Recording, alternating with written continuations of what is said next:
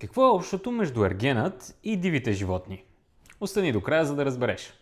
Основната драма тази седмица беше катарзисът на Стоян и влизането на Георги като нов ерген. Но още по-интересно е как това се отрази на Илияна. Около Стоян тя беше затворена и безизразна, дори и в моментите, които трябва да са най-специални. Когато той тръгна да ме целува, всъщност го усетих правилно.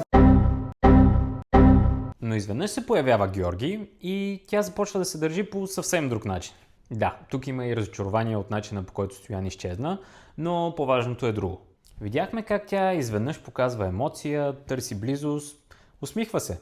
Абе, държи се като влюбена ученичка, която си е харесала капитана на футболния отбор. Маля сега каква драма ще стане. Аз знам кой се е харесал. Искате ли да знаете? Илянка. Имаш ли някое конкретно момиче, заради което се съгласи? Да, ти, например.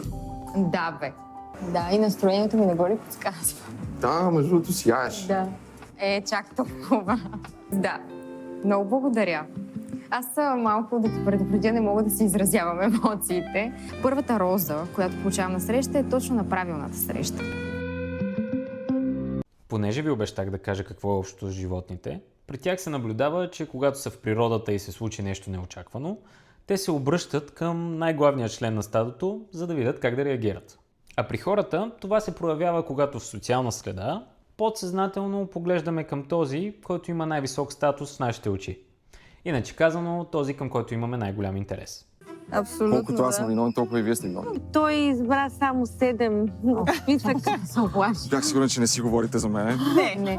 Изобщо. Не знам. Той може би няма да има Гатев нищо против да изподеля за негов интерес. Затова този контраст в държанието на Илияна е най-ясният пример как се държи жена, когато наистина харесва един мъж. Напиши според теб, Илияна ще прости ли на Стоян, ако той се върне, или тази врата е вече затворена?